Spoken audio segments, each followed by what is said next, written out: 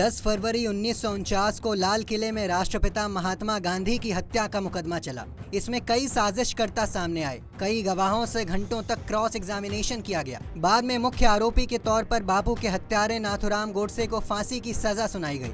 आपको बता दें कि इस फैसले की एक एक बात तफसील से 211 पन्नों की एक फाइल में दर्ज है। आज बापू के जन्मदिन के मौके पर इस फाइल से हम आपके लिए निकाल कर लाए हैं कुछ अनसुनी दास्तां। आज हम आपको बताने जा रहे हैं कि आखिर हजारों लोगों के सामने गोली चलाने के बावजूद भी कैसे सुनिश्चित की गई थी बापू के हत्यारे गोडसे की पहचान। आपको बता दें कि बापू पर गोली चलाने वाले नाथूराम गोडसे को घटनास्थल पर ही गिरफ्तार कर लिया गया था और बाद में नारायण डी आप्टे और विष्णु करकरे सहित कई साजिशकर्ताओं के साथ उस पर मुकदमा चलाया गया था। नाथूराम गोडसे और नारायण डी आप्टे को बाद में गांधी जी की हत्या के आरोप में दोषी ठहराते हुए 15 नवंबर 1949 को फांसी दी गई थी।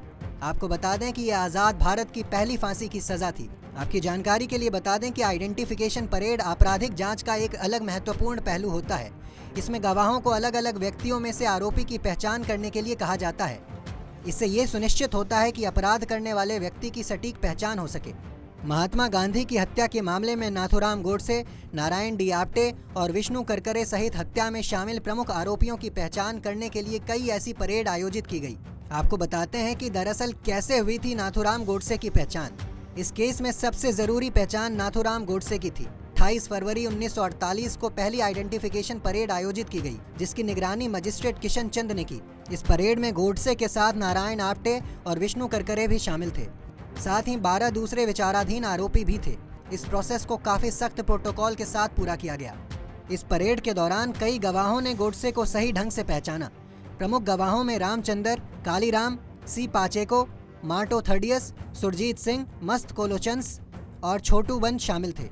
ये वो लोग थे जिन्होंने बिना किसी संदेह के गोडसे को पहचाना। इन कई गवाहों की पहचान ने गोडसे के खिलाफ मामले को और मजबूत कर दिया। आपको बता दें कि इस पूरे आइडेंटिफिकेशन प्रोसेस के दौरान दो सबसे बड़े सवाल बचाव पक्ष ने उठाए थे। इसमें सबसे पहला सवाल था सिर ढकने का मुद्दा। बचाव पक्ष का दावा था कि नाथूराम गोडसे को पहचानने के लिए आइडेंटिफिकेशन परेड के दौरान उसके सिर पर पट्टी बांधी गई थी, जिससे उसे अलग से आसानी से पहचाना जा सकता था। जबकि दूसरे विचाराधीन कैदियों को ये पट्टी नहीं बांधी गई थी, जिससे गवाहों के लिए गोडसे का पता लगाना आसान था।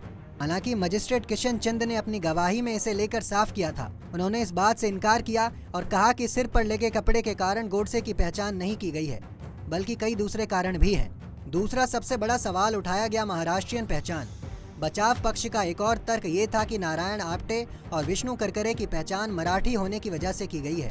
वो दोनों महाराष्ट्रियन जैसे दिखते हैं, जबकि जिन विचाराधीन कैदियों के साथ उन्हें खड़ा किया गया वो मराठी नहीं थे। हालांकि मजिस्ट्रेट ने इस दावे का खंडन करते हुए कहा कि नारायण आप्टे प्रत्यक्ष रूप से महाराष्ट्रियन नहीं दिखते हैं। इसके अलावा दोनों को परेड के दौरान अपने कपड़े बदलने का ऑप्शन भी दिया गया था।